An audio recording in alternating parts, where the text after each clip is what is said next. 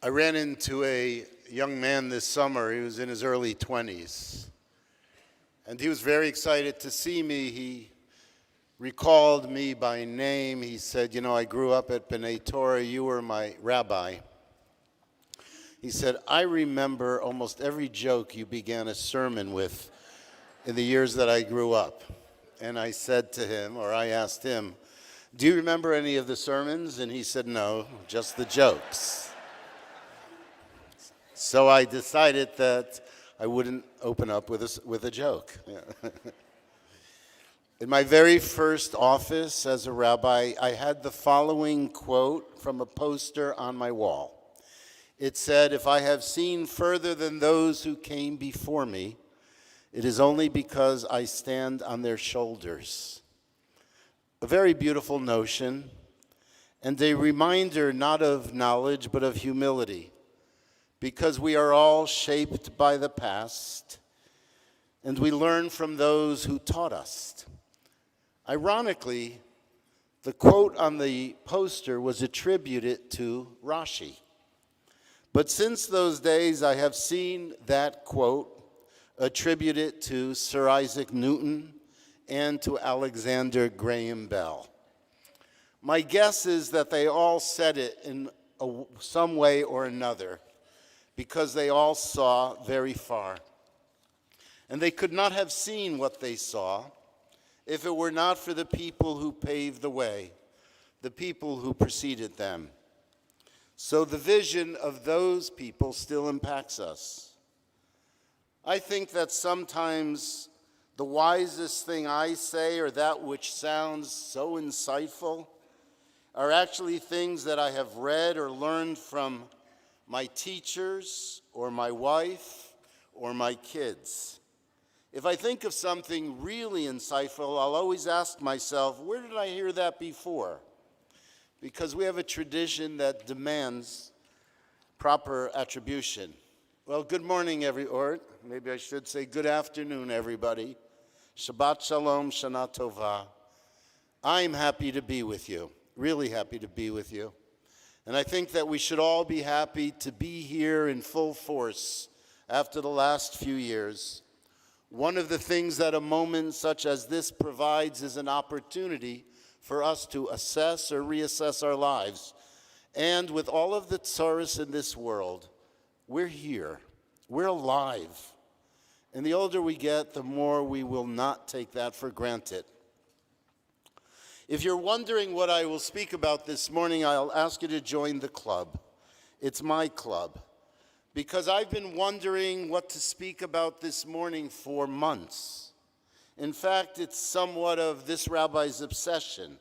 But this year in particular, because of the warped behavior we've seen from so many in society, because of what's going on in Israel and how deeply disturbed so many are, because of other obvious issues, the environment, women's rights to choose, book bannings, immigration, crime, threats to democracy.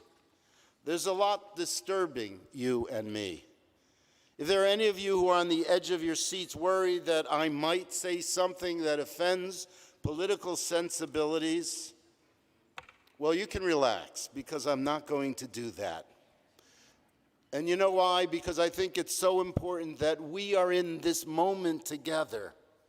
I want us to feel something from this holy day, from this machzor, something that brings understanding and comfort, and will create, at least here, at least for a little while, a sense of unity in a very fragmented world. I hope you had a good summer. And I hope that you are anticipating a good year. It's very important that we constantly work on training ourselves. We have to train ourselves to be optimistic.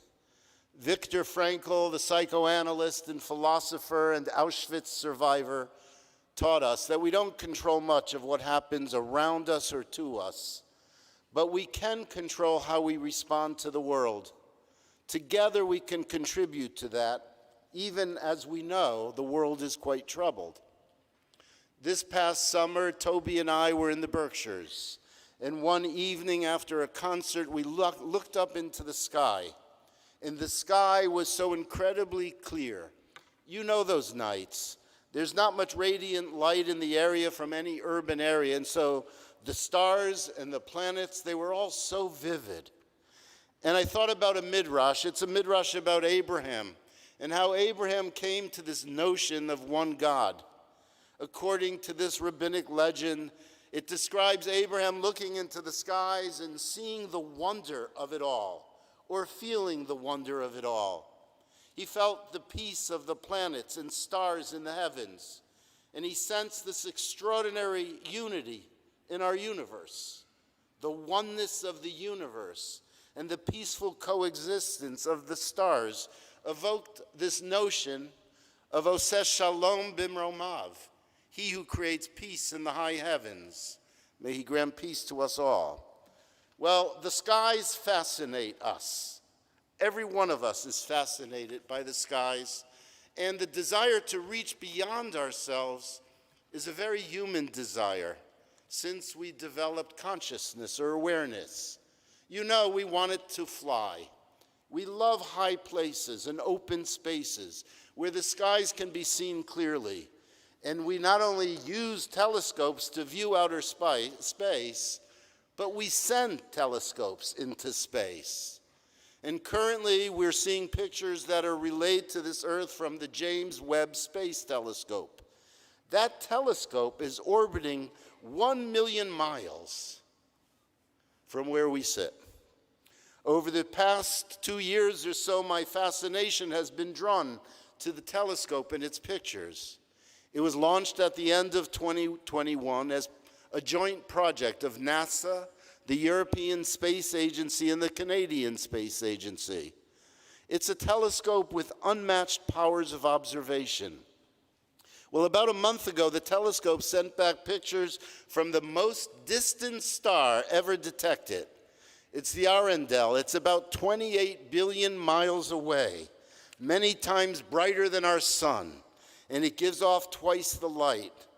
The light the telescope saw from the star was emitted within the first billion years of the universe. The universe is thought to be about 13.8 billion years old. This information is awesome. In fact, it's quite, if not impossible, for an average person like me to comprehend. But I bring this up because the telescope is giving information to astrophysicists and cosmologists and astronomers about the origin and the development of the universe. A few weeks ago, there was an article by Adam Frank, an astrophysicist from the University of Rochester, and Dr. Marcella Gleiser, a theoretical physicist from Dartmouth. They revealed that as stunning as the initial pictures were and as extraordinary as the information which came back from outer spaces, there's something remiss. It has the experienced, knowledgeable, brilliant scientists and researchers in a quandary. They indicated that we need to rethink key features of the origins and development of the universe. Some of what they thought they would learn is not going to be there. And they just learned this recently. So my interest, obviously I don't look into telescopes very often, but my interest comes from two places. One is an aesthetic response, because the photographs are overwhelmingly beautiful, compelling, mysterious. I look at them on my computer over and again, and I recommend to all of you to go to the NASA website. And it makes me think about our relative unimportance in this universe. As Joni Mitchell once reminded us, we are but stardust. And yet we've received an incredible gift of wisdom. We have the capacity to learn so much beyond ourselves and our immediate boundaries. We have such power. So we've sent men to the moon and women, and one day Mars, and telescopes 1 million miles into space. But my other fascination is with the question that the astrophysicists are searching for, and that is they want to know where the end of the universe is. And when they find the end of the universe, then another question will be answered.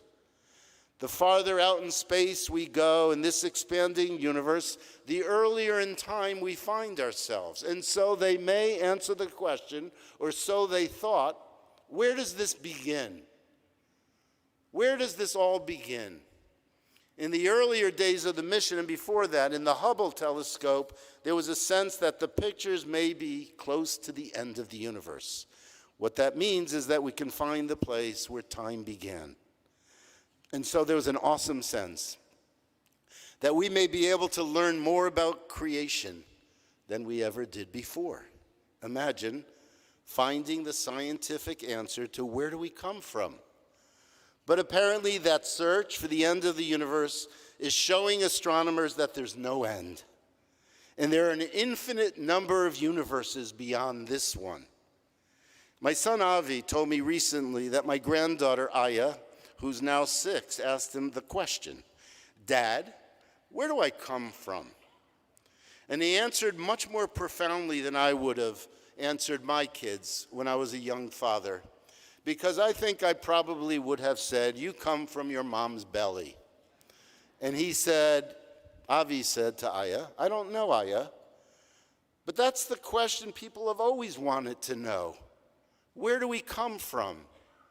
And they want to know where we're going and what is our purpose. How does this all begin? And she liked the answer.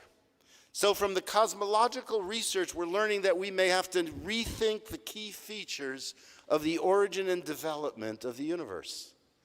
What they've learned is that things we always thought were true have to be rethought. Things we were taught as truth may not be. Did you ever see the Coen brothers film, A Serious Man? It's one of the 2 greatest Jewish films that were made in the last half of the 20th century and the beginning of the 21st century. A Serious Man by the Coen brothers. The other one is Crimes and Misdemeanors by Woody Allen. Really important Jewish films. Well, towards the end of this movie, the holy, elderly Rabbi Marshak meets with a young bar mitzvah boy. We see Marshak's office, and what's there besides the Sifrei Kodesh, his holy books, are fossils and other antiquities. Marshak takes a transistor radio from the top drawer of his desk.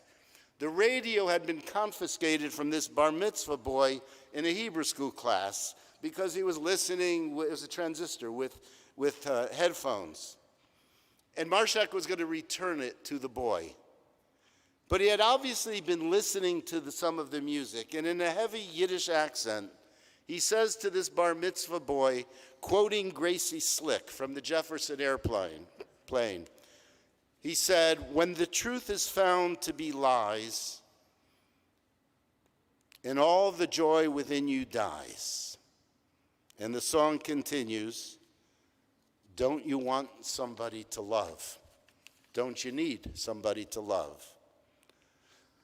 There are moments like that. We have moments of great disappointment, things we had always thought to be true, things we had always desired. We find out that they're not true. Moments when the assumed truth is no longer true. Things aren't working out as we wanted them to work out. And those are moments where we need love. Those are moments where we need beauty.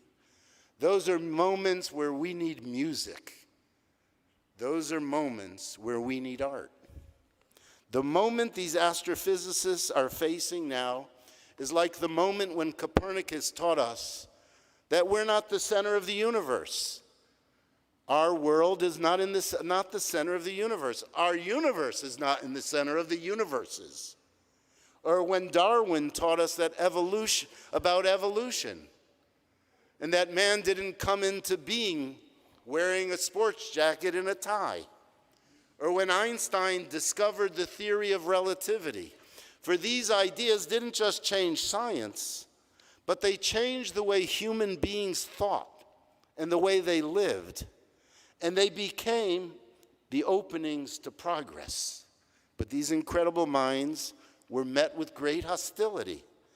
And what the astrophysicists are telling us is that the new evidence will have an impact on how we think about place and time.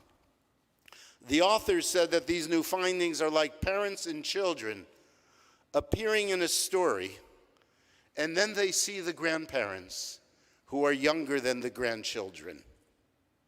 The universe out there has planets and stars moving at different speeds, and what we know about time may have to be reassessed. So why do I bring this up now? I raise all of this because Rosh Hashanah is fundamentally about time. Our tradition states, today we celebrate creation. Today the world is born. This is a new year. We evaluate our lives by looking at what we've done with the time we have. And how are we going to use the time that's yet to be? And do we appreciate just how precious every moment is? Now, Einstein, although the greatest scientist of the modern world, would begin with thought experiments. He would, in like a childlike way, the brilliant Einstein would say, what if? What if time stood still, Einstein asked? Or what if time moved backwards? What would you do? Now, if you could change time, let's say make time move backwards, or if you could make the passage of time stop, or you could make it speed up, would you? Older people look at life, and I, now in that category, and I think, time's just simply moving too quickly. When did I begin to look older? How much time do I have left? Wow. It was just yesterday that she was a little girl. For little kids, time moves really slowly. Like if there's a little kid sitting here now, he's probably saying to himself, I can't believe how long this guy is talking.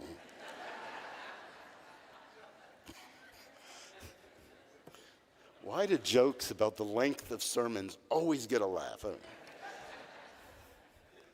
Have I lost you? No. So who wants time to stand still? Well, I'd suggest there are two groups of people that want time to stand still. One are the people who fall in love. And in the throes of romance, they wish that first kiss could last forever. Remember those days of wine and roses? It's never like that again. And often people with little children experience both the desire for life to speed up and for life to slow down. My other son, Noah, he's a father of two. He told me that sometimes with all that he's got to do and all the commotion at home and giving baths and feeding the kids and diaper changes that he and Sarah do and crying during the night that wakes them up, sometimes he just wishes the kids were already in junior high school. And at other times, he said, I experience this unbelievable sweetness. And I see Sally's curiosity, and I so wish that that moment would last forever. Can't we just stop time for a moment? Last April, I had this moment. Toby and I arrived at an Airbnb in the Catskills where our kids were already there waiting for us to celebrate my 70th birthday. And when we arrived, they all came out to the porch, but the grandchildren were all asleep except for one. And she was in the house watching television when her mom, Heather, called her and said, Aya, Papa and Gaga are finally here. And she came running through the front door, and she jumped off the porch into my arms, and she hugged me, and she said, hi, Papa, I love you. And for that moment, just that moment, and I thought about it then, I wish time would have stopped, because I know she's going to get older, and shortly she's going to be bored by me. It's inevitable. But inevitably, time moves on. And the reality is that although we will have wonderful experiences in the year ahead, there's a lot for us to worry about. There are going to be challenges. There are going to be problems. Can't we just keep things the way they are? Is that not our hope? Do they have to get worse? What's going to happen? And I was thinking that this may be exactly what the Unetana Tokef prayer reminds us of. The prayer is the highlight of the High Holy Days. And it's a collective articulation of the things that we fear. What will the new year bring? It's determined on Rosh Hashanah and it's confirmed on Yom Kippur, who shall live and who shall die. Who by fire and who by water, who by sword and who by illness. There are years when I stand here thinking, well, boy, if these are the coming attractions, I don't know if I want to go to any more movies. There's a lot to worry about. There is a lot to worry about. This world is scary. It's disturbing and so often disappointing. The economy is always a source of insecurity. Our health, the health of our parents, the health of our children. We know in a split second all can change. I have been witness to so many of your sufferings. We don't know what the year will bring. And we're much more vulnerable than we care to admit. So maybe one of the most important messages of Rosh Hashanah is that living here, we don't stop time. And as opposed to other universes, here, what happens today is different than what happened yesterday. And it's different than what will be tomorrow. In college, I had to read The Legend of Faust. It was a long time ago. But I remember this exchange that takes place between the soul and the devil. And the soul, if the soul said, let this moment linger, it's so good, then the devil would take the soul. I thought that it meant if I could just have another moment when I could say, life is so great, it will never get any better. But now I think it means something else. What I think it means is that if we want to stop time, we give up our souls. Because it is the passage of time that's life's gift. And sometimes it's wonderful and enjoyable and it's beautiful. And sometimes it's really hard and really sad. I'll have been a rabbi for 42 years this coming May. And something becomes more and more true to me every year. And that's this. Religion is not about what you can do and not do. It's not ritual. It's not about sharing the wisdom of generations gone by. All this stuff is a part of it. Rather, it's about where those things, where those practices, where that learning is meant to bring us. So I think there are a few essential components to living a religious life. And one, and maybe the most important, is the connection that we have to people, to those people we love, to our spouses, our family, how we treat those we are connected to, and how important it is to retain those connections and to grow new connections. And the second is the way we use our time. For time is life's most important gift, and through it we experience change. And during it, we have the possibility of creating meaning, doing things that have purpose, and helping others.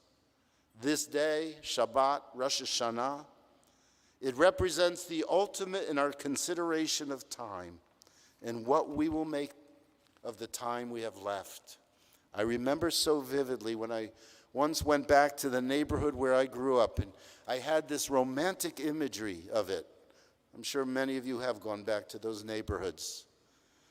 The home, the block I lived in, the people who lived there, the store that was around the corner. But I also recall thinking that life wasn't perfect, that it was so important to have had those days, not merely because of the joy found in those images, because those days set the groundwork for what would be my future.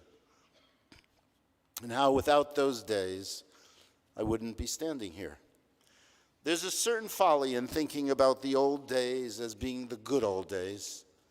There's something aspirational important about a willingness to say, I'm going to make the next days good days. That all of us have a capacity to help make tomorrow better.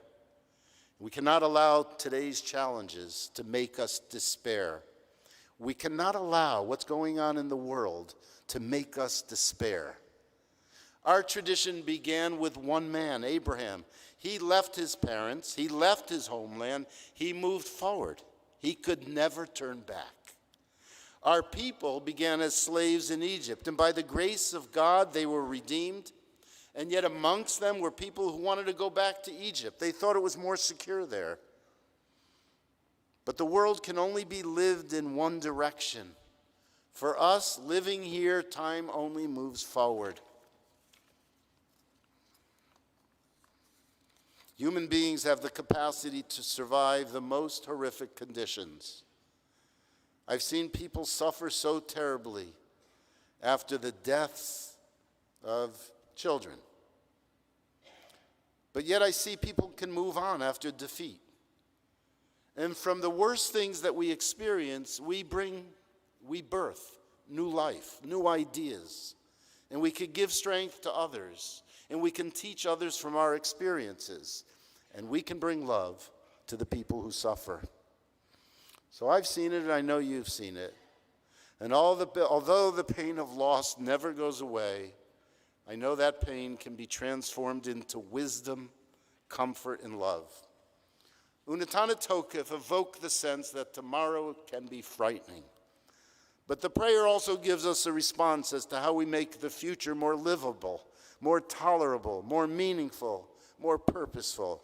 This is the threefold answer, and it sounds like a cliche already. It's teshuvah, tefillah, and tzedakah. But we can't gloss over it, and let me tell you the following. After all my years grappling with Jewish ideas and texts, and I do that seriously, I've become very comfortable rejecting fundamentalism, literal readings. And I know there are many ways to understand and many ways to interpret. And so let me suggest that we consider transforming the idea of teshuvah from a notion of returning in time to an idea of place. Time won't stand still. We're not going to go back. But we can think of teshuvah in the following way. It's the place where God dwells. What does that mean?